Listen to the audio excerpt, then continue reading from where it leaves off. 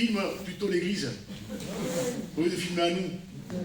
Je vous promets que c'est vrai, parce qu'on sentait l'esprit de louange ce matin, on sentait l'esprit d'adoration ce matin, et j'avais envie de dire, mets la caméra en arrière et filme le peuple. Amen. Vous savez, si nous on est contents, si nous on se sent heureux quand on sent la présence de Dieu descendre, lui aussi est content et lui aussi est heureux. Quand il voit son église en train de lui chanter, de l'adorer et de le glorifier, que Dieu soit béni. Amen. Pour ces chants qui ont été chantés à sa gloire. Amen. Amen. Eh bien, on est bénis ce matin, frères et sœurs. Nous sommes bénis de Dieu. J'aimerais lire avec vous un passage dans la parole de Dieu. On va faire un petit parcours ce matin à travers la parole de Dieu et on va voir ce que Dieu nous demande. Vous savez que si nous on demande beaucoup de choses à Dieu, plus nous que lui, hein. Nous on en demande beaucoup de choses à Dieu. C'est vrai. Nous c'est dès le matin, bénis la journée, bénis mon petit déjeuner, bénis mes enfants, mes petits-enfants, pour ceux qui sont arrière-grands-parents, bénis mes arrière-petits-enfants. On en demande beaucoup de choses à Dieu, et c'est normal, c'est légitime, parce qu'on veut la protection de Dieu, c'est normal. Mais Dieu aussi nous demande certaines choses aussi à nous. Alors nous voulons dire oui Seigneur, répondre présent ce matin. Amen. Amen. Que Dieu soit béni. Amen. Alors, il m'a donné un petit peu la confirmation du message, à travers le dernier cantique qu'il a chanté le frère. Et nous allons parler un petit peu sur savoir parler quand il faut parler et savoir se taire quand il faut se taire. C'est un art ça aussi, hein. C'est pas donné à tout le monde. C'est un art de savoir écouter, hein. C'est un art, c'est vrai. Et de parler aussi quand il faut parler aussi, il faut, parce que des fois sur le compte de l'humilité, on dit moi j'ai rien à dire. Non mais c'est pas de l'humilité après ça. Ça peut devenir de l'orgueil. Tu n'as jamais rien à dire. C'est que tu veux tellement t'effacer qu'en réalité c'est même pas de l'humilité, c'est que tu veux pas que les gens se rendent compte de qui tu es. Alors ça fait partie au plus profond de l'orgueil. Donc ça aussi il faut faire attention. Parler quand il faut parler, et se taire quand il faut se taire. Demander la sagesse à Dieu. Amen. Alors on lit ensemble dans le livre de l'Ecclésiaste, au chapitre 7, verset 14. Je vous avoue que ça fait un temps que je suis sur ce thème-là, parce que je sens qu'il me parle et qu'il me fait du bien, et ce qui me fait du bien à moi peut me faire du bien aussi à vous. Ecclésiaste, chapitre 7, verset 14. Au jour du bonheur, sois heureux, et au jour du malheur, réfléchis. Dieu a fait l'un comme l'autre. C'est-à-dire que c'est Dieu qui a fait les deux jours, hein. Bonheur et malheur. Dieu a fait l'un comme l'autre, afin que l'homme ne découvre en rien ce qui sera après lui. Alors je le relis parce qu'il est trop beau ce passage. Au jour du bonheur, sois heureux, et au jour du malheur, réfléchis. Dieu a fait l'un comme l'autre, afin que l'homme ne découvre en rien ce qui sera après lui. J'aimerais prier le Seigneur encore une fois. Nous sommes là devant toi, Seigneur, et nous sommes heureux d'être. Au jour du bonheur, sois heureux. Donc nous avons tous connu ce que c'était le jour du bonheur. Hein?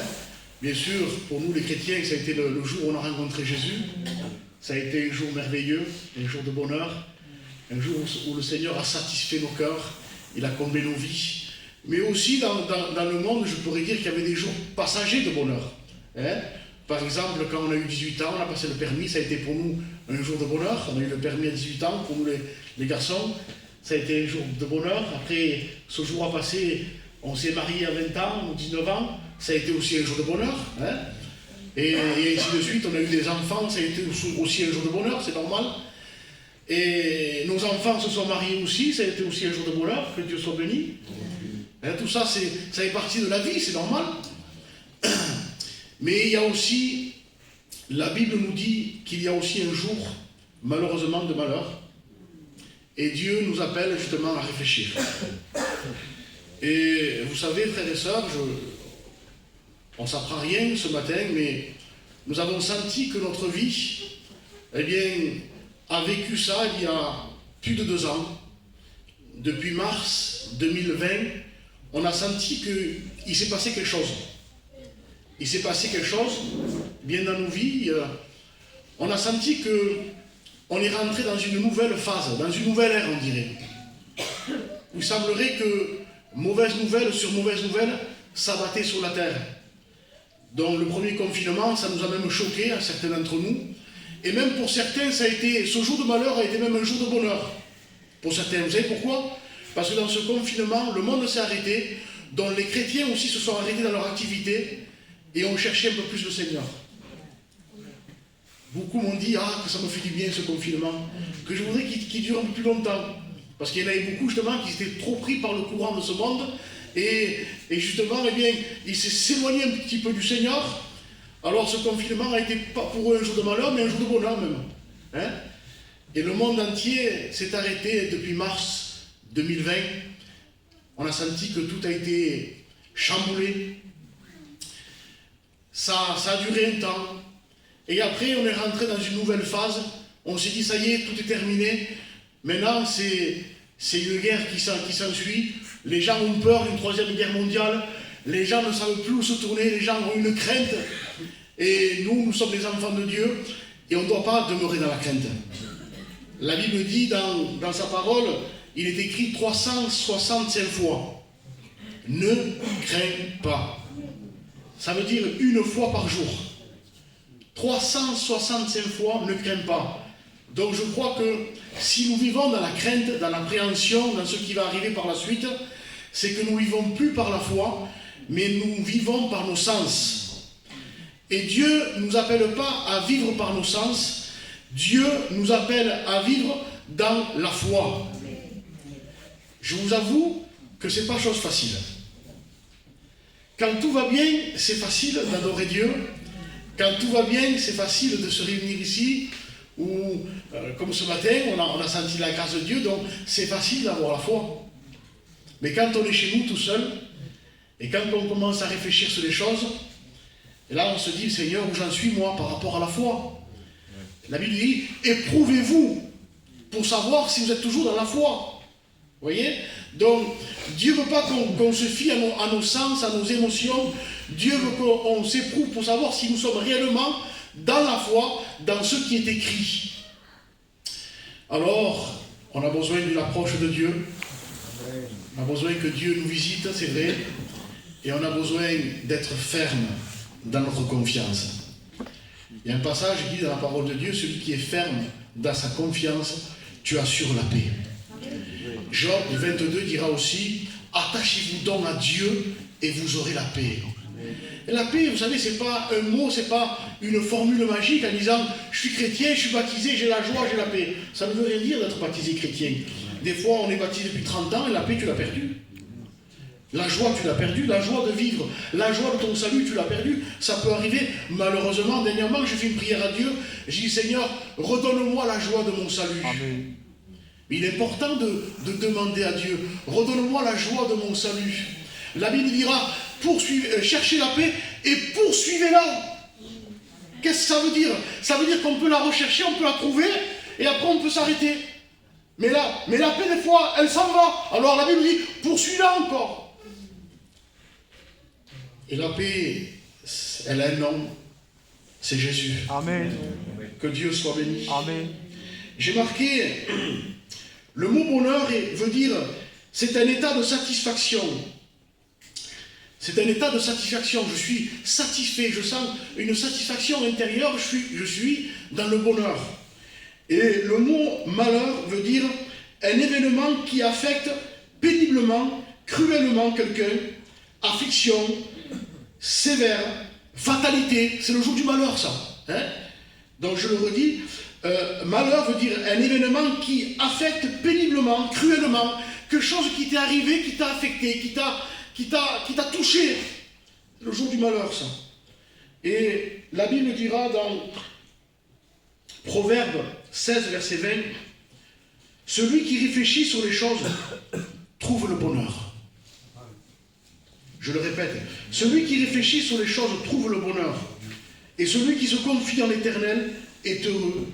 Que Dieu soit béni. » Vous savez, personne aime le jour du malheur. Personne, c'est pas vrai, on ne peut pas dire « Seigneur, j'aspire au désert, je le veux. » Quand tu y passes, ben tu fais face. Mais c'est dur, il faut les skier. On va faire une prière de dire Seigneur, envoie-moi dans un désert. La Bible dira que c'est le Saint-Esprit qui amena Jésus dans le désert. C'est le Saint-Esprit qui amena Jésus dans le désert. Donc il y a des prières qu'il n'est pas utile de faire. Dieu sait, croyez-moi que Dieu sait le jour et le moment qu'il nous faut pour nous emmener dans un désert. Mais ne demandons pas les choses précipitamment à Dieu avant que lui l'ait décidé. Faisons attention à ce qu'on dit à Dieu. La Bible dira, quand tu rentres dans la présence de Dieu, que tes paroles soient peu nombreuses. Car Dieu est au ciel et toi sur la terre. Donc fais attention à ce que tu demandes à Dieu. J'ai écouté une fois une prière, je me suis dit, même il m'a choqué. Seigneur, c'était un frère que je connaissais très bien, et tout lui allait bien, et il avait peur que dans cette abondance, son cœur s'éloigne et s'égare. Et il a dit à Dieu, Seigneur, amène-moi des problèmes. Dieu l'a exaucé. Mais après, il faut faire attention, dans les problèmes, des fois on ne s'en sort pas. C'est pas obligé qu'on s'en sorte dans les problèmes. Il faut faire attention. Un homme de Dieu disait, dans l'épreuve, parfois il y a des hommes qui ne s'en sortent pas. Donc, faisons attention à ce qu'on demande à Dieu. Que Dieu soit béni et glorifié. Celui qui réfléchit sur les choses, avant de prier, avant de demander quelque chose à Dieu, réfléchissons. Si ma prière, elle est dans la volonté de Dieu. Celui qui réfléchit sur les choses trouve le bonheur. Et celui qui se confie en l'Éternel est heureux. J'ai marqué, il y a des situations que nous passons dans nos vies sans en comprendre le pourquoi. L'injustice, l'incompréhension, quand nous subissons des injustices, nous nous voyons toujours victimes. La réflexion dans nos injustices que nous pensons subir peut prendre une autre tournure.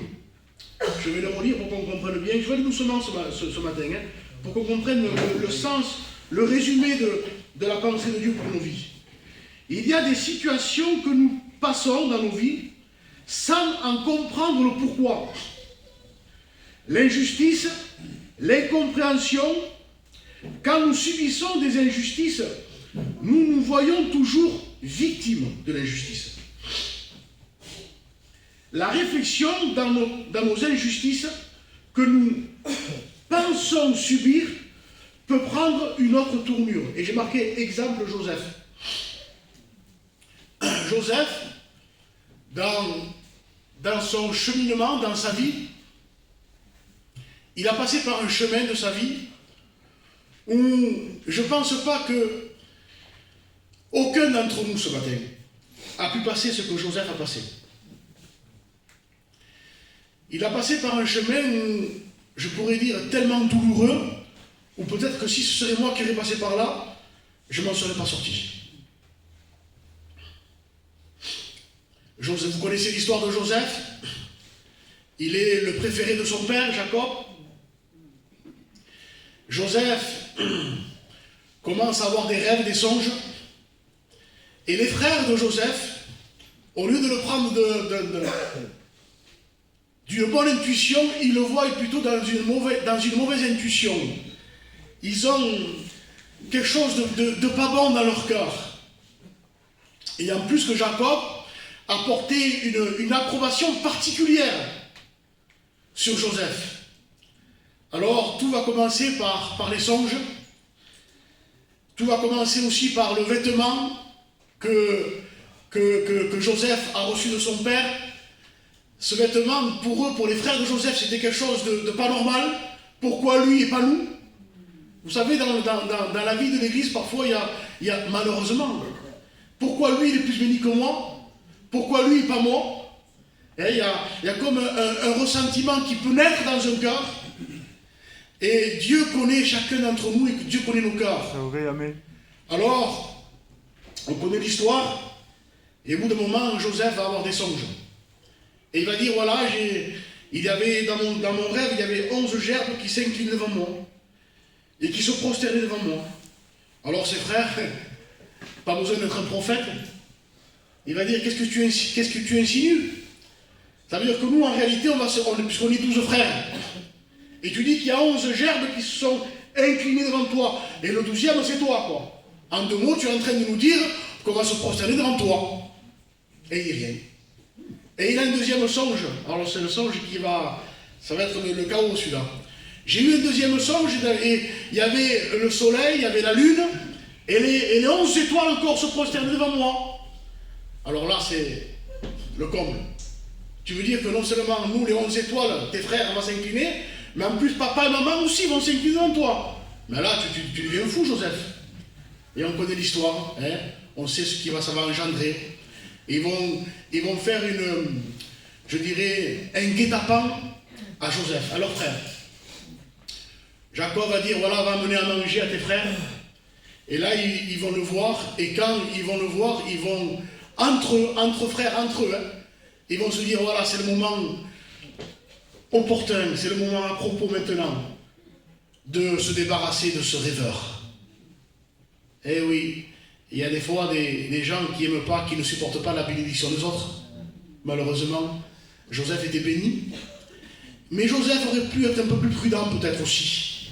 Et on va le voir ensemble ce matin. Il y a certaines choses qu'on peut s'épargner, frères et sœurs. Il y a des choses qu'on peut s'épargner avant l'heure, hein, que Dieu soit glorifié. Joseph aurait peut-être manqué de prudence dans sa façon de faire, dans sa façon de voir les choses, dans sa façon d'expliquer les choses à ses frères. Il aurait pu jouer un peu plus la carte de la prudence. Hein, que Dieu soit béni et glorifié. Et là, ils prennent Joseph, ils voient des Amalécites, ils vont le vendre, et ils vont faire croire à leur père qu'une bête féroce a tué Joseph. Et bien sûr, Jacob va être dans la souffrance, dans le deuil. Jacob, je dirais, représente Dieu. Quand Dieu voit dans une église qu'il y a quelque chose que ça ne va pas, c'est Dieu qui en souffre. Vous savez, je prends souvent l'image d'un père de famille, quand il y a ses enfants qui se disputent devant lui. Les enfants, après, vont se réconcilier, hein, mais le plus qui en souffre, c'est le père. Il y a des disputes, des fois, qui naissent dans des foyers, et on se dit, mais arrêtez, et on ne veut pas chercher à savoir qui c'est qui a raison ou qui c'est qui a tort. On ne cherche pas ça. Nous, on veut que tous les deux frères, s'aiment et se réconcilient. Amen. C'est tout, c'est la base, ça. Je ne veux pas chercher à voir. À l'époque, il y avait ma fille et mon fils. Des fois, alors vous savez comment c'est, frères et sœurs, souvent ça se chamaille quand ils sont petits. Je ne dis pas, et qu'est-ce que t'as fait toi pour faire ça? Et je dis pas, alors, et toi qu'est-ce que t'as fait toi? Non, arrêtez-vous. Et c'est la joie d'un père quand il y a réconciliation. Amen. C'est la joie du père quand il y a la bénédiction dans une église. C'est la joie du père quand il y a de l'harmonie dans une église. Alléluia. Amen. Alors, Jacob va être dans le deuil. On va lui faire croire que Joseph est mort. Et il est dans le deuil. Une souffrance est en train de se lever dans son cœur. C'est un jour de malheur pour lui. C'est un jour de malheur aussi pour Joseph. Joseph va partir dans un pays où il ne connaît personne, dans un pays d'Égypte, où la mentalité des gens est différente que la sienne, où ils ont d'autres dieux que le sien. Donc là, il ne va plus rien comprendre. Et là s'enclenche un cheminement de souffrance, un cheminement de douleur, un cheminement, je dirais, de malheur. Et là, Joseph est affecté, il est touché dans son être intérieur. Et cette école-là va être pour lui, justement, un moyen de bénédiction. Au commencement, toute épreuve pour nous est un moyen de tristesse, hein, et non de joie. Mais plus tard, cette école-là, cette épreuve-là, devient pour nous un moyen de bénédiction. C'est sûr qu'au commencement, on a du mal à le concevoir. Hein? En plus, la Bible nous dit, regardez comme un sujet de joie. Comment je vais faire, Seigneur, pour regarder comme un sujet de joie les diverses épreuves par lesquelles je suis exposé. Puisque dans mon corps, moi, habite une autre nature. C'est la nature, c'est la loi de l'entendement. C'est tout différent de la loi de Dieu. Moi, je suis dans la joie quand je suis béni, quand je suis là ce matin en train d'adorer Dieu. Je suis heureux, je suis content. Mais quand je passe par les épreuves, je ne suis pas dans la joie. C'est vrai ou pas? Qui sait quand le sourire quand il passe par les épreuves? Il n'y en a pas. Mais la Bible nous enseigne qu'il faut regarder comme un sujet de joie les diverses épreuves par lesquelles je suis exposé. Parce que Dieu voit plus loin que nous. L'épreuve, nous, on la voit aujourd'hui. Et Dieu voit la fin de l'épreuve. N'oubliez pas que Dieu il est le commencement et la fin de toute chose. C'est-à-dire que nous, ce qu'on est, on est concentré sur une épreuve. Dieu déjà a vu le moyen d'en sortir. Nous, on est concentrés sur une épreuve. Et Dieu voit déjà la porte que tu vas prendre pour t'en sortir. Il a déjà même ouvert la porte, déjà, lui. Que son nom soit béni. Et je disais que Joseph aurait pu s'épargner certaines choses. Et voulez-vous qu'on partage un petit peu la parole de Dieu, ensemble, pour qu'on voit justement ce que la Bible dit, justement, au niveau de trop parler. C'est pour ça que je dis que le frère, quand il a chanté le dernier cantique, il a été inspiré par Dieu. Écoute ma prière, ô Éternel. Il va dire, je mettrai un frein à ma bouche. Et quelle vérité. Qu'on s'épargnerait bien de souffrance. Si on ne mettrait pas un frein, je dirais l'ABS. L'ABS, c'est les quatre rouges pour qu'ils freinent. Alors on serait tranquille, l'église serait heureuse. Elle serait bénie. Quand on parlerait moins à tort et à travers. Alors voulez-vous qu'on lise la Bible, frères et sœurs? Allez, on va partager la parole de Dieu ce matin. Le plus important, c'est pas ce que nous on dit, c'est ce que la Bible dit. Amen. Alors, j'ai marqué dans Proverbe 18 et verset 8 et verset 6, pardon, les lèvres de l'insensé se mêlent aux querelles, et sa bouche provoque les coups. La bouche de l'insensé cause sa ruine, et ses lèvres sont un piège pour son âme. Les paroles du rapporteur sont comme des friandises, elles descendent jusqu'au fond des entrailles. Les paroles du rapporteur sont comme des friandises, elles descendent jusqu'au fond des entrailles. Vous savez que Joseph, il s'est fait plavoir par ses frères, vous savez pourquoi? Parce que justement, il allait rapporter à son père les mauvais propos de leurs frères, de ce que ses frères faisaient. C'est lui qui allait rapporter à Jacob, voilà papa, on a entendu ça aujourd'hui dans le village, eh bien tes fils sont en train de faire ça, ça, ça et ça. Comment voulez-vous pas que ses frères le prennent à haine? Comprenez?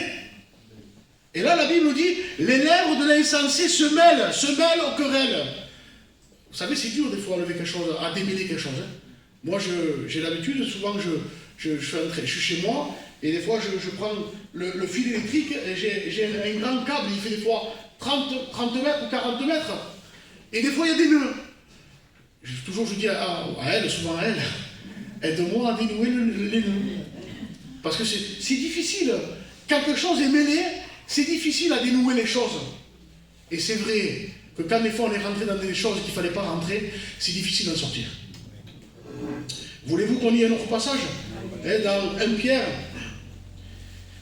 Faisons attention là où des fois il ne faut pas rentrer, frères et sœurs. La Bible dira même dans Proverbe, je le lis avec vous, car les coups sont pour le dos de l'insensé. Les coups. Et l'autre traduction dira, car la verge sont pour le dos de l'insensé. Donc, il est inutile au jour d'aujourd'hui de s'attirer des coups inutilement, c'est pas la peine. Pourquoi faire? Je vais me prendre des coups pour rien. La Bible dira, soyez sages, soyons sages. 1 Pierre, chapitre 3, verset 10. Si quelqu'un, en effet, veut aimer la vie, est-ce que c'est possible qu'un chrétien doit aimer la vie? Eh bien oui, bien sûr, c'est la Bible qui le dit. Tu n'es pas chrétien pour vivre dans la tristesse toute ta vie, non? Si quelqu'un, il pose une question, c'est l'épître de Pierre, l'homme qui a souffert, Pierre a souffert. Si quelqu'un veut aimer la vie, est-ce qu'un chrétien a le droit d'aimer la vie? Je pose une question, frères et sœurs. C'est pas une question piège, répondez-moi s'il vous plaît. Oui, tu as le droit d'aimer la vie. Tu as le droit d'avoir des jours heureux dans ta vie. On n'est pas, excusez-moi l'expression, pardonnez-moi l'expression, on n'est pas dans un couvent. On n'est pas dans un monastère. Si quelqu'un veut aimer la vie et voir des jours heureux, oui, moi je veux voir des jours heureux, comme chacun d'entre nous, eh bien, qu'il fasse quelque chose. Qu'il préserve sa langue du mal et ses lèvres des paroles trompeuses. Qu'il s'éloigne du mal et fasse le bien. Qu'il recherche la paix et la poursuive. Que Dieu soit béni. Amen. Si quelqu'un, en effet, veut aimer la vie et voir des jours heureux, qu'il préserve sa langue du mal. Amen. Que Dieu soit glorifié. J'aimerais lire un autre passage. C'est 1 Pierre 3. valoir. Non, pardon. 1 Pierre 4, verset 14. Si vous êtes outragés pour le nom de Christ, vous êtes heureux, parce que l'Esprit de gloire, l'Esprit de Dieu repose sur vous. Que nul de vous, en effet, ne souffre comme meurtrier, ou voleur, ou malfaiteur, ou comme s'ingérant dans les affaires d'autrui. Mais si quelqu'un souffre, comme chrétien, qu'il n'en ait point honte, et que plutôt il glorifie Dieu à cause de son nom. Car c'est le moment où le jugement va commencer par la maison de Dieu. Or, si c'est par nous qu'il commence, quelle sera la fin de ceux qui n'obéissent pas à l'évangile de Dieu? Et si le juste se sauve avec peine, que deviendront l'impie et le pécheur? Ainsi que ceux qui souffrent selon la volonté de Dieu remettent leurs âmes au fidèle Créateur en faisant ce qui est bien. Il y a deux sortes de souffrances, frères et sœurs. Il y a la souffrance que moi je m'attribuais, malheureusement, parce que je me suis ingéré dans les affaires des autres. C'est un petit peu ce qu'a fait Joseph. Il s'est créé ses propres souffrances, ses propres douleurs. Il y a cette souffrance-là. Il y a le désert de Jésus, il y a le désert d'Élie. Je disais au commencement, le désert de Jésus, c'est le Saint-Esprit qui l'a amené dans le désert. Mais le désert d'Élie, eh bien, c'est lui qui a fui devant Jézabel, et il est parti dans un désert. Et il a rencontré encore plus de souffrances. On peut s'épargner certaines souffrances. Je vous promets que c'est vrai. On peut s'épargner certaines douleurs. Parce qu'en rentrant dans des affaires qui ne nous regardent pas, au jour d'aujourd'hui, on se mêle les pinceaux après. On ne peut plus s'en sortir. C'est compliqué. Déjà que la vie n'est pas facile, frères et sœurs, entre nous soit dit. La vie n'est pas facile. On vit un temps particulier, la vie devient de plus en plus difficile. Il faut aller travailler, il faut s'occuper du foyer, des enfants. Si en plus, je vais aller chercher à m'occuper des affaires de la maison de mon frère, je ne m'en sortirai pas. Maintenant, la Bible m'appelle à devenir le sel de la terre. Le sel, c'est quelque chose qui donne soif. Ça veut dire que si je vais dans une maison, c'est pas pour parler à tort et à travers de quelque chose ou autre chose, non. Si je vais dans une maison, que ce soit pour édifier, c'est ça le sel de la terre. Que ce soit pour parler, pour construire. Je disais un jour dans une prédication, les frères, mes oreilles ne sont pas des poubelles. Il y en a assez d'entendre des choses qui ne font que appauvrir le chrétien. J'ai besoin de mettre tout en évidence ce que Dieu m'a donné, à contribution pour mon frère. Je n'ai pas le droit que quand je reçois quelque chose, eh bien, je le garde uniquement que pour moi-même. Et quand je ne reçois rien, alors je vais de maison en maison et alors je parle à tort et à travers. Et on est chez soi. Tu n'as rien reçu pour apporter une parole de bénédiction à ton frère? Ben reste chez toi, cherche Dieu. C'est en cherchant Dieu qu'on comprend tout, frères et sœurs. Hein. Je disais dans ma prière, après, des fois, il y a certaines choses, le Seigneur nous a dit que les brebis connaissent sa voix, ces brebis connaissent sa voix. Mais elles ne suivront point un étranger.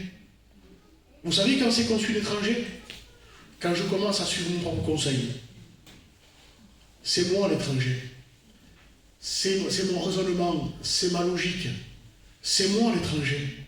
Et quand j'essaye à mêler les deux ensemble, entre la voix de Jésus et la voix étrangère qui est la mienne, quand j'essaye de mêler les deux ensemble, je vois que je ne m'en sors pas.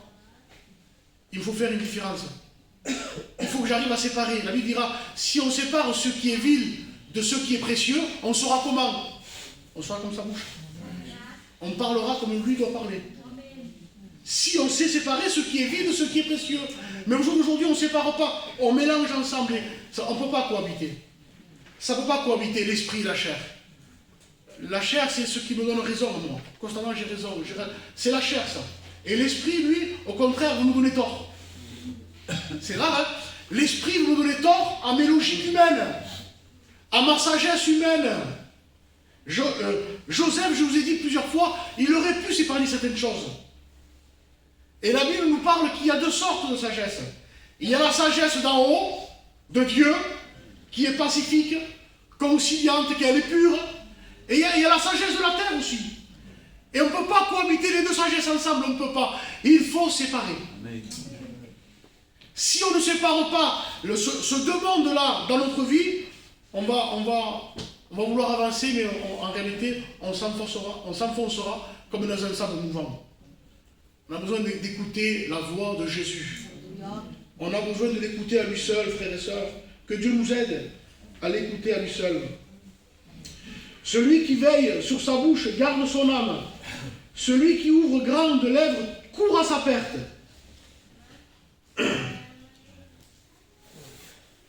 La Bible dit dans Psaume 4, verset 7, plusieurs disent, qui nous fera voir le bonheur? Fais lever sur nous la lumière de ta face, ô Éternel. Frères et sœurs, on a besoin de lumière pour voir le bonheur. Quand il n'y a pas de révélation, la Bible dira que le peuple est sans frein. Et la lumière, c'est la révélation. Si je n'ai pas de la révélation sur ma propre vie, par rapport à ce que Dieu me demande, je n'avancerai plus. Je ne connaîtrai plus le bonheur. On ne peut pas vivre une vie chrétienne tout en vivant dans la tristesse. Ça n'existe pas, c'est pas possible. La Bible nous parle qu'il y a des épreuves, c'est vrai. L'épreuve nous apporte la tristesse. Mais la Bible nous parle car il faut que vous soyez éprouvés pour un peu de temps. Pas pour l'éternité. On ne peut pas vivre dans une épreuve une éternité. C'est pas possible. On a besoin de réfléchir. Et ce matin, la parole de Dieu nous appelle à la réflexion. Au jour du bonheur, réfléchis. Et au jour du bonheur, sois heureux. Mais au jour du malheur, réfléchis. Dieu nous appelle à la réflexion ce matin. Pourquoi je n'ai pas encore avancé? Pourquoi j'en suis encore à certaines choses, Seigneur? Pourquoi, Seigneur, je n'arrive pas à prospérer dans tes voies? Pourquoi il y a comme un blocage dans ma vie chrétienne, Seigneur? Qu'est-ce qu'il se passe? Eh bien, Dieu nous appelle à réfléchir. Et c'est quand on réfléchit, frères et sœurs, qu'on trouve la lumière. C'est David qui va dire, plusieurs disent qu'il nous fera voir le bonheur, avec un point d'interrogation, et la réponse, il la donne. Fais lever sur nous la lumière de ta face. Ça veut dire que s'il n'y a pas la lumière de Dieu qui vient briller dans nos cœurs, on ne pourra pas connaître le bonheur. Je suis chrétien, je suis baptisé, ça fait 20 ans, et quoi? Et tu es heureux? Oui, je suis heureux parce que la Bible me dit que heureux à qui le péché est pardonné. D'accord? Mais est-ce que tu le dis en pratique ou en théorie? Parce que la Bible me dit beaucoup de choses, moi. La Bible, elle est le livre qui reflète l'état de mon âme. Elle est comme un miroir, la parole de Dieu. La Bible me dit beaucoup de choses, mais est-ce que je le vis ce que la Bible me dit, ou est-ce que je le connais juste en théorie? Théorie, c'est en connaissance. La Bible m'appelle à être heureux dans les choses de Dieu. On l'a lu après ensemble. Si quelqu'un veut aimer la vie et voir des jours heureux, eh bien qu'il préserve. Qu'il préserve de parler à tort et à travers. Que Dieu soit béni. Que Dieu soit glorifié. Psaume 31, verset 15. Et je n'irai pas plus loin ce matin. Mes destinées sont dans ta main. Ah, c'est pas une destinée. C'est mes destinées au pluriel. Parce que nous, on se dit, dès le jour où je me suis converti, il a pris ma destinée dans sa main. Oui, mais dans ta vie chrétienne, mon frère, ma soeur, il n'y a pas qu'une seule destinée. Il y a des destinées dans ta vie aussi. Bien sûr que ma destinée, c'est le ciel. Pas de problème. Ma destinée à moi, c'est le ciel. Mais dans ton parcours sur la terre, tu n'as pas qu'une seule destinée. Tu as des destinées. Tu as le droit de demander à ton Dieu d'ouvrir des portes dans telle situation de ta vie. Tu n'as pas le droit de dire, Seigneur, je suis un chrétien et sous le compte que je ne veux pas persévérer dans la prière, eh bien les portes, elles ne s'ouvriront pas, Seigneur. Parce que toi, tu connais au temps et en heure. Non, non, persévérons dans la prière aussi. On a le droit, en tant que chrétien et fils de Dieu, on a le droit, qu'en tant que fils, de supplier Dieu, parfois, de sortir d'une situation. Tu n'as pas le droit de rester toute ta vie dans une prison spirituelle. Tu n'as pas le droit, mon frère, ma soeur. Si Joseph serait fié lui en disant, voilà, maintenant je suis en Égypte, et c'est terminé pour moi. En plus qu'il a eu quelques faux espoirs dans sa vie, Joseph. C'est que quand, à un moment donné, Potiphar le voit qu'il a une sagesse hors norme, il le prend à son service. Et quand il le prend à son service, eh bien, Joseph, commence à être élevé. Mais nous, on se dit, ça y est alors, il est élevé, c'est bon, c'est que Dieu est avec lui. Oui, mais dans son élévation de Joseph, il n'y avait pas encore le pardon dans son cœur de ses frères. Alors Dieu a été obligé, malheureusement, je dis bien malheureusement, parce que Dieu sait ce qu'on a besoin. Écoutez bien, Joseph est rentré, d'après ce que j'ai médité un petit peu, à peu près entre 16 et 17 ans en prison. C'était un jeune homme, Joseph. Il n'est pas resté 6 mois, il n'est pas resté 1 an, il n'est pas resté 5 ans, il n'est pas resté 10 ans. Mais d'après la Bible, il est resté à peu près entre 16 et 17 ans en prison. Ça en fait des années, ça. Et quand Joseph est en train de prendre de l'élévation, parce que Potiphar le monte sur un rang d'élévation, eh bien, malheureusement, la femme de Potiphar, excusez-moi, hein, mais c'est écrit comme ça, elle lui fait des avances, et elle l'accuse à tort. Et bien sûr, Potiphar va plus croire sa femme que Joseph. Et il le remet en prison, allez, c'est reparti dans la prison maintenant. C'est reparti dans une prison pour que tout ce qu'il y avait de pas pur par rapport à ses frères, parce que c'est normal qu'ils soient infectés. Hein. Vous n'avez pas été infectés, vous? Ses propres frères dans la chair l'ont rendu. Il a été infecté. Sa douleur n'était pas encore guérie. C'était pas encore soigné, là. Même si aux yeux du monde, ça il paraissait mieux, mais c'était pas encore guéri, là. Alors Dieu est obligé de le ramener encore. Allez, maintenant, une fausse accusation contre toi, Joseph. Et il part quelques années en prison. Et là, pendant ces quelques années, il comprend que Dieu a des destinées pour lui. Il comprend non seulement pas qu'il a simplement une destinée, mais il comprend que Dieu va lui ouvrir des portes. Mais Dieu n'ouvrira pas des portes avec un cœur infecté. Dieu ne peut pas nous ouvrir des portes avec un cœur infecté. Dieu nous ouvrira des portes quand il voit un cœur guéri. Quand il voit un cœur qui est soigné.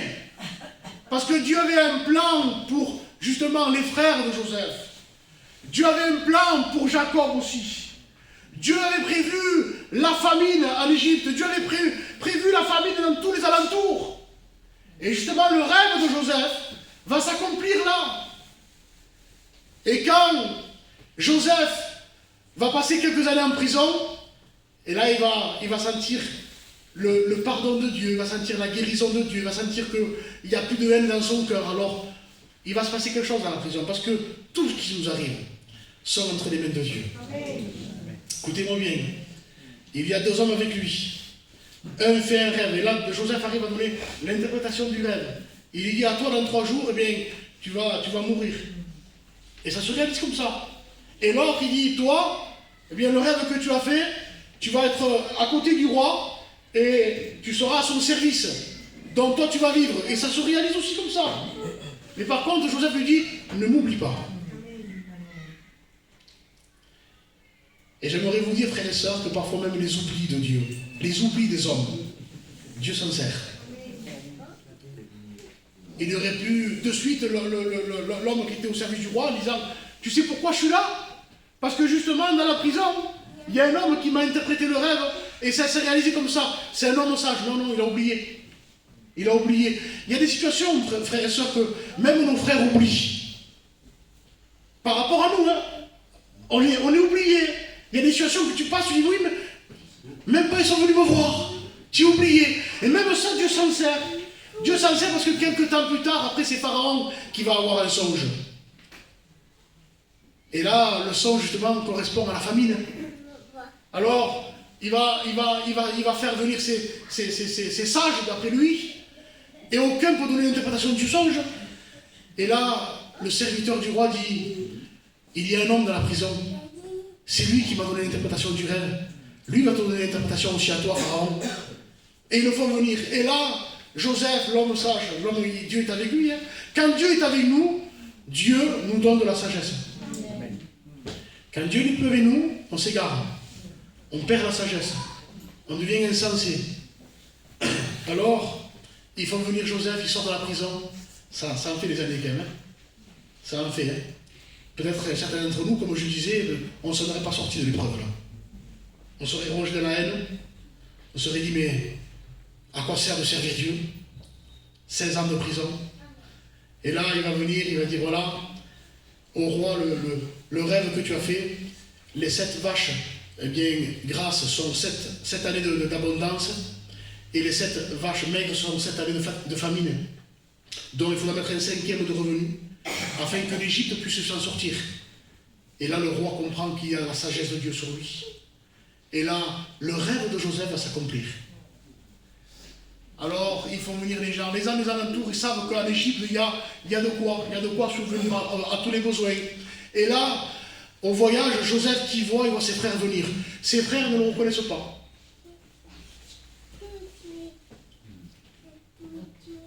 Des fois, nos frères ne reconnaissent pas notre souci, nos problèmes.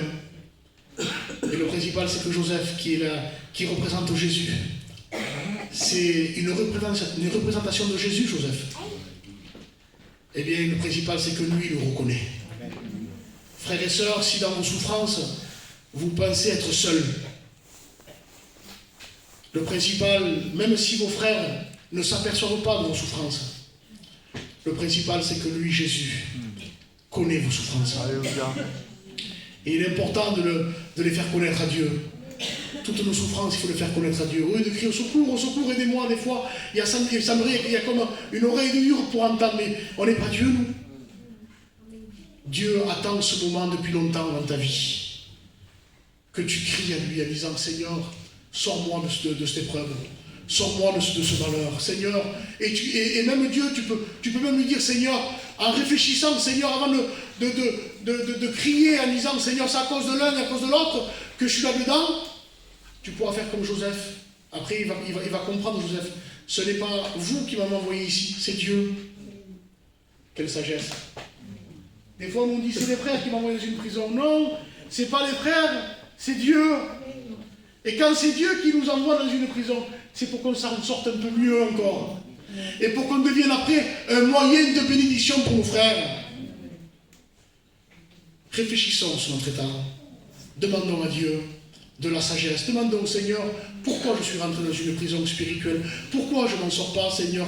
Ce matin, ce n'est pas le but de se faire du mal, de dire, le pasteur a dit qu'il fallait moins parler. Non, non. Ce matin, le but, c'est qu'on réfléchisse ce matin. Pourquoi je suis dans une prison spirituelle et pourquoi je ne m'en sors pas, Seigneur? Frères et sœurs, ce sont nos destinées qui sont dans sa main. Tu as le droit de t'en sortir.